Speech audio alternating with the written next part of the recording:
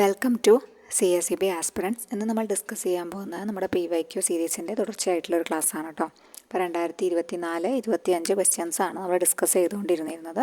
അപ്പോൾ നമ്മുടെ വീഡിയോ ആദ്യമായിട്ട് കാണുന്ന കൂട്ടുകാരെങ്കിലും ഉണ്ടെങ്കിൽ നമ്മളിതിന് മുമ്പേ ചെയ്ത് പ്ലേലിസ്റ്റ് ഒന്ന് ചെക്ക് ചെയ്ത് കാണാം കേട്ടോ പോയിട്ട്. അപ്പോൾ ഇന്നിപ്പോൾ 12-ാം തീയതി ആയി. അപ്പോൾ നെക്സ്റ്റ് 12-ാം തീയതി നമ്മുടെ എക്സാം ആണോ അല്ലേ? നെക്സ്റ്റ് മന്ത് നമ്മുടെ ഫസ്റ്റ് എക്സാം വരികയാണ്. അപ്പോൾ അതിനനുസരിച്ചിട്ട് എല്ലാവരും ഡേ പ്ലാനൊക്കെ സെറ്റ് ചെയ്ത് പഠിത്തം സ്റ്റാർട്ട് ചെയ്തിട്ടുണ്ടാവും എന്ന് വിചാരിക്കുന്നു. അപ്പോൾ മാക്സിമം ക്വസ്റ്റ്യൻസ് കളക്ട് ചെയ്ത് നിങ്ങൾ വർക്കൗട്ട് ചെയ്ത് പഠിക്കുക. കൂടെ കണ്ടൻറ്റ് മനസ്സിലാക്കണം, കൂടെ റിവിഷന് പ്രാധാന്യം കൊടുക്കണം. English, maths, GK, current affairs ഈ ഭാഗമൊക്കെ ഒന്ന് നോക്കണം. അപ്പോൾ എല്ലാ ഏരിയകളും ഒരമണിക്കൂർ വെച്ച് നമ്മൾ സമയമൊക്കെ അലോട്ട് ചെയ്ത് വെച്ചാൽ മാത്രമേ നമുക്കതൊക്കെ കംപ്ലീറ്റ് ചെയ്യാൻ പറ്റുള്ളൂ. അപ്പോൾ നമ്മുടെ കോപ്പറേറ്റീവിലൂടെ കോഴ്സ് ഇപ്പോഴും നമ്മൾ ചെയ്യുന്നുണ്ട് കേട്ടോ. അതുമായി ബന്ധപ്പെട്ട കാര്യങ്ങളെക്കുറിച്ച് നിങ്ങൾക്ക് അറിയണമെങ്കിൽ ജസ്റ്റ് മെസ്സേജ് ചെയ്ത് ചോദിക്കാം. ഓക്കെ, 540 ക്വസ്റ്റ്യൻസാണ് നമ്മൾ ഡിസ്കസ് ചെയ്തിരുന്നത്. 541ാമത്തെ ക്വസ്റ്റ്യൻ തൊട്ടാണ് നമ്മൾ ഡിസ്കസ് ചെയ്യാൻ പോകുന്നത് കേട്ടോ. ഓക്കെ, അപ്പോൾ നമുക്ക് ചോദ്യങ്ങളിലേക്ക് കടക്കാം. 541ാമത്തെ question, the balance of the fund flow statement is the increase or decrease of. അതായത് ഫണ്ട് ഫ്ലോ സ്റ്റേറ്റ്മെൻറ്റിൻ്റെ ബാലൻസ് വന്നത് ഇൻക്രീസ് ഓർ ഡിക്രീസ് ഓഫ് എന്തിനെ?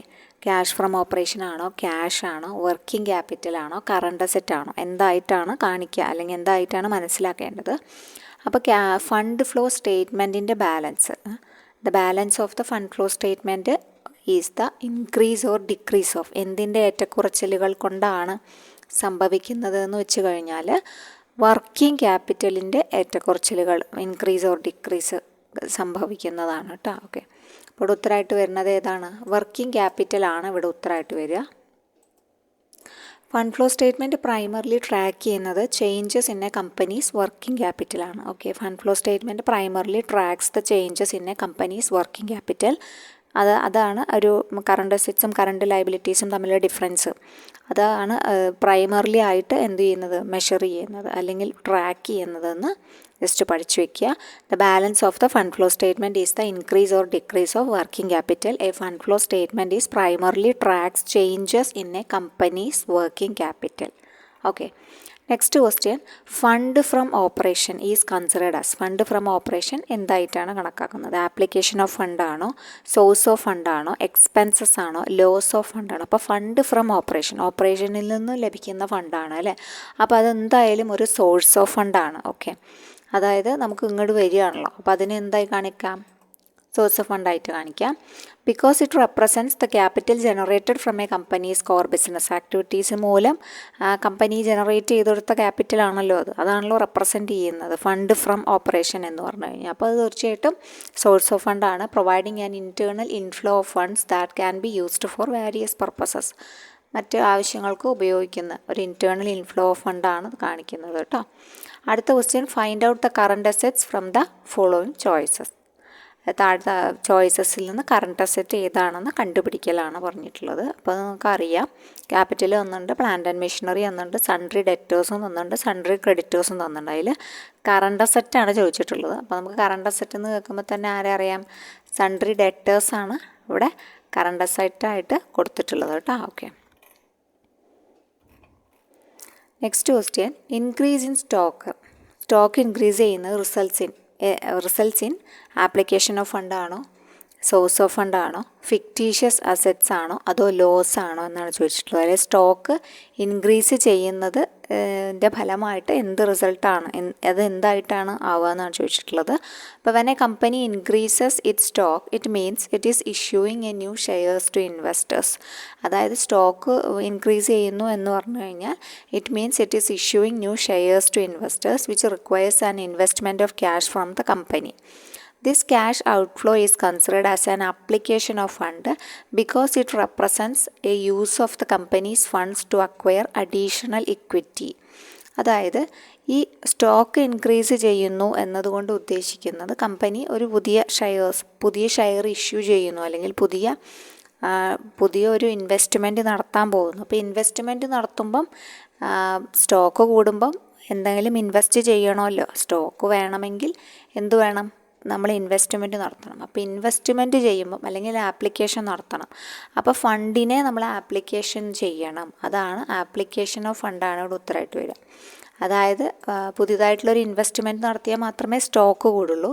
അങ്ങനെ സ്റ്റോക്ക് ഇൻക്രീസ് ചെയ്യുന്നതിൻ്റെ ഫലമായിട്ട് നമ്മൾ എന്ത് ചെയ്യണം, ഇൻവെസ്റ്റ്മെൻറ്റ് നടത്തേണ്ടി വരും. ഇൻവെസ്റ്റ്മെൻറ്റ് നടത്തുന്നതിനെയാണ് ഫണ്ട് ആപ്ലിക്കേഷൻ നടത്തേണ്ടി വരും. അപ്പോൾ അതാണ് ആപ്ലിക്കേഷൻ ഓഫ് ഫണ്ട് എന്ന് പറയുന്നത് കേട്ടോ. അടുത്തത് വന്നിട്ട് ഡെഫിനിഷൻ ഓഫ് മോർട്ട്ഗേജിൻ്റെ ഡെഫിനിഷൻ ഏത് ആക്റ്റിലാണ്, താഴെ കൊടുത്തിട്ടുള്ള ഏത് ആക്റ്റിലാണ് സ്പെസിഫൈ ചെയ്തിട്ടുള്ളതെന്നാണ് ചോദിച്ചിട്ടുള്ളത്. ഇന്ത്യൻ കോൺട്രാക്റ്റ് ആക്റ്റിലാണോ, ട്രാൻസ്ഫർ ഓഫ് പ്രോപ്പർട്ടി ആക്റ്റ് ആണോ, ഇന്ത്യൻ ട്രസ്റ്റ് ആക്റ്റ് ആണോ, രജിസ്ട്രേഷൻ ആക്റ്റ് ആണോ ചോദിച്ചിട്ടുണ്ട്. അപ്പോൾ നമ്മുടെ ട്രാൻസ്ഫർ ഓഫ് പ്രോപ്പർട്ടി ആക്റ്റിലാണ് ഇതിനെക്കുറിച്ച് പറയുന്നത്. മോർട്ട്ഗേജിനെ കുറിച്ച് ക്ലിയർലി പറഞ്ഞിട്ടുണ്ട്. അതിൻ്റെ ടൈപ്സും അതിൻ്റെ സ്പെസിഫിക്കേഷൻസും കാര്യങ്ങളൊക്കെ പറഞ്ഞിട്ടുണ്ട്. അപ്പോൾ ട്രാൻസ്ഫർ ഓഫ് പ്രോപ്പർട്ടി ആക്ടിൻ്റെ വർഷം ഒന്ന് നോട്ട് ചെയ്ത് വെക്കണം. 1882 കേട്ടോ. സെക്ഷൻ 58 ഈ ഒരു ഡിഫറെൻറ്റ് ടൈപ്സ് ഓഫ് മോർട്ട്ഗേജസിനെ കുറിച്ച് പറയുന്നത്. Okay, the definition of mortgage specified in the following act എന്ന് ചോദിച്ചു കഴിഞ്ഞാൽ ട്രാൻസ്ഫർ ഓഫ് പ്രോപ്പർട്ടി ആക്ട് 1882 ആണ് കേട്ടോ. 1882 സെക്ഷൻ ചോദിക്കുകയാണെങ്കിൽ സെക്ഷൻ 58 ഡിഫറെൻറ്റ് ടൈപ്സ് ഓഫ് മോർട്ട്ഗേജസിനെ കുറിച്ച് പറഞ്ഞിട്ടുള്ളത്. സെക്ഷൻ 58 അപ്പോൾ അതിൻ്റെ ടൈപ്സ് നോക്കുകയാണെങ്കിൽ സിമ്പിൾ മോർട്ട്ഗേജ് ഉണ്ട്, മോർട്ട്ഗേജ് ബൈ കണ്ടീഷണൽ സെയിൽ ഉണ്ട്, യൂസഫാക്ച്വറി മോർട്ട്ഗേജ് ഉണ്ട്, ഇംഗ്ലീഷ് മോർട്ട്ഗേജ് ഉണ്ട്, by deposit of title deeds ഉണ്ട്, അതുപോലെ തന്നെ അനോമലസ് മോർട്ട്ഗേജ് ഉണ്ട്. ഓക്കെ, അടുത്തത് the depositor education and awareness fund scheme launch ചെയ്തത് ഏത് വർഷമാണ്? RBI ലോഞ്ച് ചെയ്ത വർഷമാണ് ചോദിച്ചിട്ടുള്ളത് കേട്ടോ. ഓക്കെ, അപ്പോൾ RBI ലോഞ്ച് ചെയ്തത് മെയ് 24, 2014 കേട്ടോ. Depositor education and awareness fund എന്നാണ് ലോഞ്ച് ചെയ്തത്?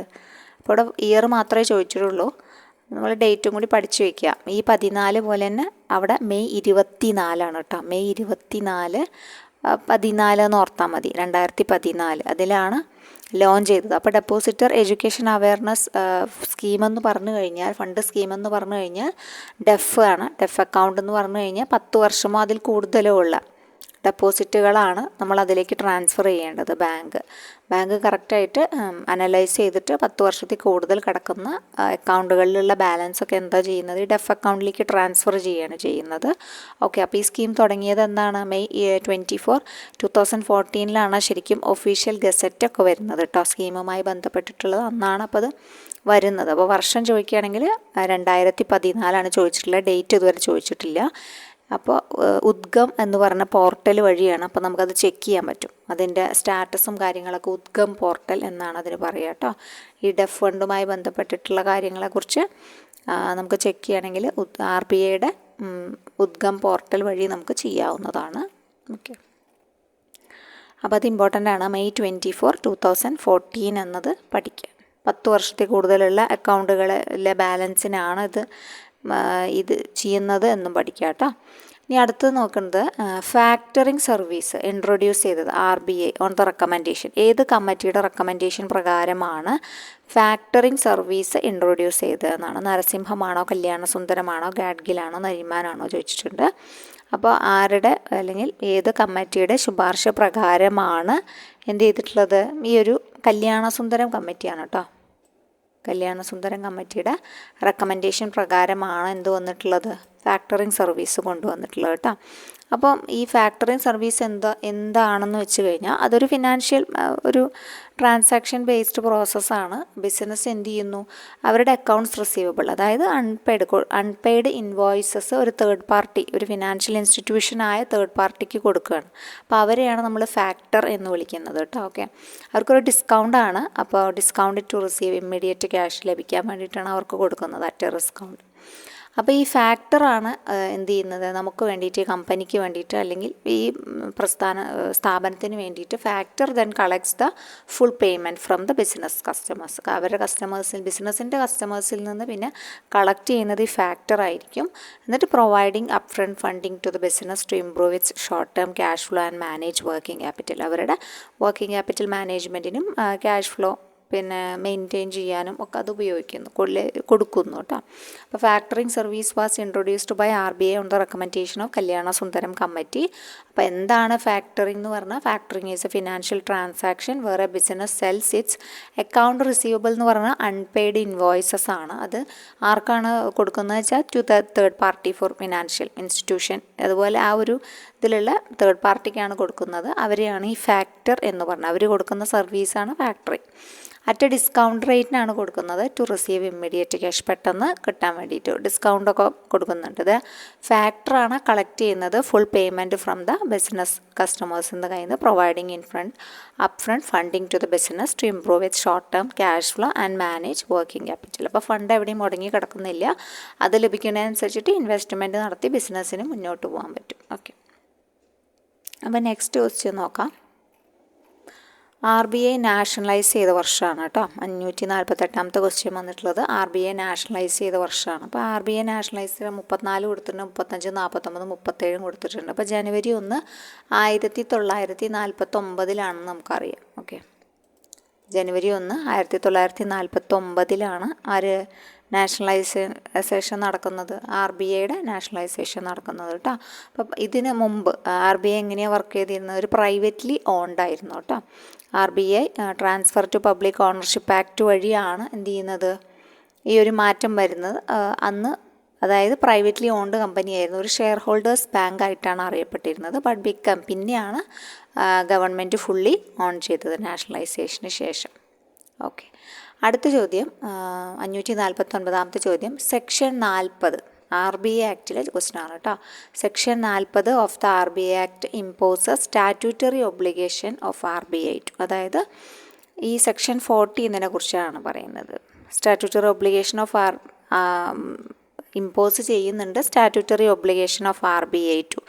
ഏത് ഫംഗ്ഷനാണെന്നാണ് ഈ സെക്ഷൻ 40 പറയുന്നത്. മൊണോപ്പൊളി ഓഫ് നോട്ട് ഇഷ്യൂ ആണോ, act as financial adviser to government ആണോ, ടു ഡീൽ ഫോറിൻ എക്സ്ചേഞ്ച് ആണോ, ആക്ടിങ് ആസ് ബാങ്കേഴ്സ് ബാങ്ക് ആണോ. അപ്പോൾ മൊണോപ്പൊളി നോട്ട് ഇഷ്യൂ പറയുന്നത് ഏത് സെക്ഷൻ 22 പിന്നെ അതുപോലെ തന്നെ ഫിനാൻഷ്യൽ അഡ്വൈസർ, ഗവൺമെൻറ്റിന് അഡ്വൈസ് കൊടുക്കുന്നത്, അതായത് ബാങ്കർ ടു ഗവൺമെൻറ് എന്ന് പറഞ്ഞ ഒരു വലിയൊരു ചുമതല RBI നടത്തുന്നുണ്ടല്ലോ. അപ്പോൾ അത് സെക്ഷൻ 21 കേട്ടോ.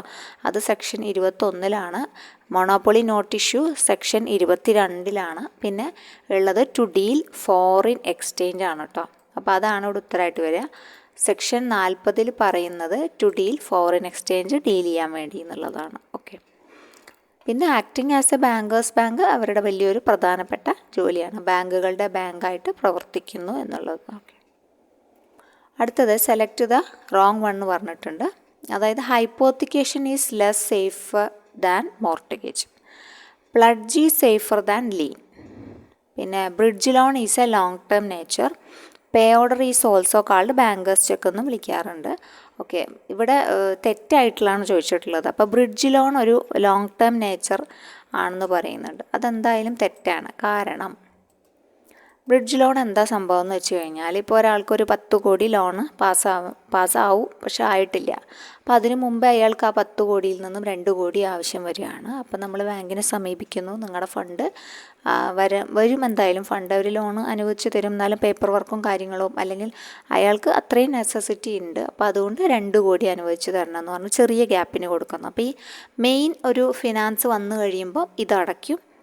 അപ്പോൾ അതിൽ അടച്ച് തീർക്കും, അല്ലെങ്കിൽ അതിലേക്ക് നമ്മൾ എടുക്കുക ചെയ്യുക. അപ്പോൾ അതുകൊണ്ട് തന്നെ ബ്രിഡ്ജ് ലോൺ എന്ന് പറഞ്ഞാൽ അതൊരു ചെറിയ കാലയളവിലേക്ക് കൊടുക്കുന്നതാണ്. അതായത് വലിയൊരു കാത്തിരിപ്പിൻ്റെ സമയത്ത് ഒരു ചെറിയ ഒരു ആശ്വാസം എന്നുള്ള രീതിക്ക്, അല്ലെങ്കിൽ ആ പ്രവർത്തനം അത്ര അത്യാവശ്യമാണ്, അതുകൊണ്ട് അത് നിവർത്തിക്കാൻ വേണ്ടി കൊടുക്കുന്നതാണ് ഈ ബ്രിഡ്ജ് ലോൺ എന്ന് പറഞ്ഞു കഴിഞ്ഞാൽ. ബ്രിഡ്ജ് ലോണ്, കാവിയറ്റ് ലോൺ, അങ്ങനെ കുറേ തരത്തിലുള്ള പേരുകളുണ്ട് കേട്ടോ അതിന്.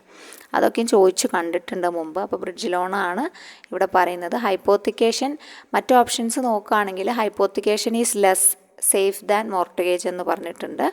അതുപോലെ പ്ലഡ്ജ് ലീനിനേക്കാൾ സേഫാണ്, സേഫർ ദാൻ ലീൻ എന്നാണ് പറഞ്ഞിട്ടുള്ളത്. പേ ഓർഡർ ബാങ്കേഴ്സ് ചെക്ക് എന്നും അറിയപ്പെടുന്നത്. അപ്പോൾ ബ്രിഡ്ജ് ലോൺ ഒരു ഷോർട്ട് ടേം ലോണാണ്, designed to bridge the gap between need for immediate ഫണ്ടിങ്ങിന് വേണ്ടിയിട്ടാണ് കേട്ടോ. മോർ പെർമനൻറ്റ് ഒരു അത്ര പിന്നെ വലിയ ഫണ്ട് കിട്ടുമ്പം എന്ത് ചെയ്യണ്ട, ഈ ഫണ്ട് എത്രയും പെട്ടെന്ന് അടച്ചു തീർക്കുക, പിന്നെ മറ്റേ ലോണിൻ്റെ ഭാഗമാക്കി മാറ്റും. ഓക്കെ, അപ്പോൾ 550 ക്വസ്റ്റ്യനാണ്, 550 എത്തി. അപ്പോൾ നമുക്ക് എത്രയും പെട്ടെന്ന് തന്നെ ഡെയിലി വീഡിയോസ് ഇട്ട് നമ്മുടെ ക്വസ്റ്റ്യൻസൊക്കെ പഠിച്ചു പോവാം. അപ്പം എത്രയും പെട്ടെന്ന് മാക്സിമം ക്വസ്റ്റ്യൻസൊക്കെ നിങ്ങൾ റെഫർ ചെയ്ത് പഠിക്കുക, ഉഷാറായിട്ട് പഠിക്കുക. അപ്പോൾ അടുത്ത വീഡിയോയിൽ കാണാം. താങ്ക്